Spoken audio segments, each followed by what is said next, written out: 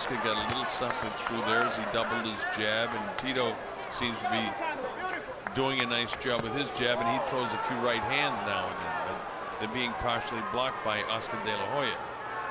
Now the crowd is favoring Oscar, so you think in the close rounds that the judges could be swayed just a little bit, but these are experienced guys. I mean, Glenn Hamada, Jerry Roth, and Bob Lowe, they've been around. Sharp jab by De La Hoya getting in, and he's moving to his left and creating the opening to score with his jab. Nice. That's working for him right now. You're right, David. A nice counter left hook by Oscar. Bouncing. Again, caught on the glove. And these guys are trying to find out what's going to work for later in this fight. Well, I think the heavier blows in this round, and there haven't been a lot of them, but I think they've been landed by Oscar De La Hoya. And in this last 10 seconds, just before the action continues a lot here in round 3, like it started in rounds 1 and 2. One guy will get something through. Crowd getting a little antsy. Felix tries the left hook, taking the back of the gloves of Oscar De La Hoya. And these guys are trying to work, experiment to see what is the strategy that's going to work over the course of the fight. They're relaxed. They know they can settle in. They know it's a long fight. And each guy is trying to get comfortable. Trinidad is trying to find a range for that right hand. He wants to drill that home. And De La Hoya wants to be comfortable with the movement and pop the jab in, and there he squares up. And generate a lot of power. Nothing landed, but as you say, for the judges to see that aggressiveness, it's supposed to be effective aggressiveness, but with as few punches, really clean punches that have landed in the 3rd round, Oscar is on his way to winning this round. If it's a tie, then it's the perception of aggression that will stem the tide. And just like at the end of the 2nd round, Oscar landed a combination there as the bell ends the 3rd round. So is taking more than he's landing. This is developing into a pretty good round so far, even though those punches were short for Oscar De La Hoya. Trinidad in the white, Oscar De La Hoya in the blue trunks. Look at the size of the legs of both of these men, and that's where they generate the power. I'm talking about the Cap Blue, undefeated with 31 victories and 25 knockouts. Even their records are close. There is a lot of similarity. Guys at the height of their career, and they are in a chess match type of a fight. You're waiting to see who's going to make the big gamble into a secondary style to break up that tie. We're seeing right hand leads from De La Hoya, which is an unusual lefty. Well, that time Oscar really loaded up, missed with the left hook, got the straight right hand down the middle. Tito continues to plod forward. He made the mistake of coming in the time before without throwing when he came forward. And Oscar De La Hoya, with this burst here, may have stolen that last round. Nice placement, good leverage. It's a long way to go.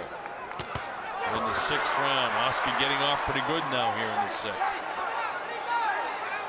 Up on his toes, powering with that left hand. Tito trying to really do something that he can grab around definitively. He hasn't had a definitive round in my way of thinking yet. Now he lands the right hand to the left side of the head of Oscar. Oscar comes back with the jabs. Doubled up and then scored with the right hand. And you have to be in a superb condition to do that. To use your footwork is only the first half of your strategy. As De La Hoya is actually touching up Trinidad more in this round as well. So at this stage with 30 seconds to go, I get De La Hoya out in front, then he bangs him on the left ear, shoe shines him. Nothing big, but as you say, it captures the judges. And even that, although the punches looked a little bit short to me. So that was an excellent round for De La Hoya. Yeah, Tito landed a pretty good shot there, but then you thought it was two warriors with big knockout records, and they're going to mix it up in the middle of the ring. And that is what the boxing fan always believes he's getting when he either buys the fight or goes to the fight. And so, as opposed to a Ron Lyle, George Foreman fight, you're watching two classic, very good fighters. As I say that, Oscar gets off on. Those punches all missed. The crowd course, loves to see that. Actually, I think the heavier blows in this round have been landed by Tito Trinidad. Yeah, the jab and getting closer. That was after the bell, but he was in the process of throwing a punch. Pretty good combination that time by Trinidad, and Trinidad blocks most of the stuff by Oscar. Nothing landed in that series of punches, and he's short. For him to get to that position in this fight when he's tried to get it. One or two punches like that can make the difference. Now, Oscar tries to unload in the closing seconds, but in the last couple of rounds, he's been short with his punches. You know, Tito Trinidad does lose a point in a close fight like this. There's a good right hand by De La Hoya getting through after he shows the jab. Nice action here. Spin, get some power coming through. Double jab, and that sets up some good things for De La Hoya here.